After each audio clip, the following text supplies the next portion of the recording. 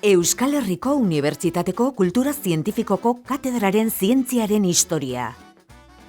Gizon hau John Dalton da, Britaniar kimikaria, matematikaria eta meteorologoa. 1776an jaio zen familia oso xume batean. Oraindik aurra zela, adimen ikaragarri baten jabe zen, 12 urterekin eskolak ematen lan egiten zuen eta 15ekin ikastetxe bateko zuzendaria zen. Aurora borealek liluratzen zuten Dalton, eta azterketa sakonak egin ondoren, ondorio bat atera zuen. Lurraren magnetismoaren eraginez sortzen zirela, baina deigarria zera da. Daltonek aurora horiek begiratzen zituenean ez zituela jende gehienak bezala ikusten, berak horrela ikusten zituen. Daltonek koloreak hautemateko urritasun bat zeukan, deuteranopia izenekoa.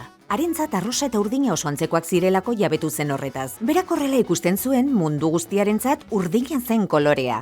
Daltonek asaldura arraroura ikertzeari ekin zion eta hortu zen umore beirakara, hau da, begi globoaren barruan dagoen likidoa bere kasuan urdina zela.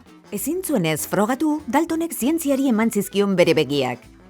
Hiltzenean bere medikuak egiaztatu zuen Daltonen begien umore beirakara ez zela urdina eta gainerako gizakiena bezain koloregabea zela. Dalton oker zegoen. Bere begiak Manchesterreko literatura eta filosofia sozietatearen esku geratu ziren armairu batean gordeta 1985 arte. Urte hartan fisiologoen talde batek begiak hartu zituen analisi genetiko bat egiteko horrela aurkitu zituzten. Analisi horren arabera Daltonek kontrakoa ustearren ez zeukan gorria ikusteko arazorik baizik eta berdea. Gaur egun espektro kromatikoa behar bezala hautemateko ezintasunari daltonismoa esaten diogu. Bizitzaren ironiak aurora borealak ulertu zituen lehen pertsonaren abizena erabiltzen dugu gaur egun koloreak ikusteko ezintasunari deitzeko.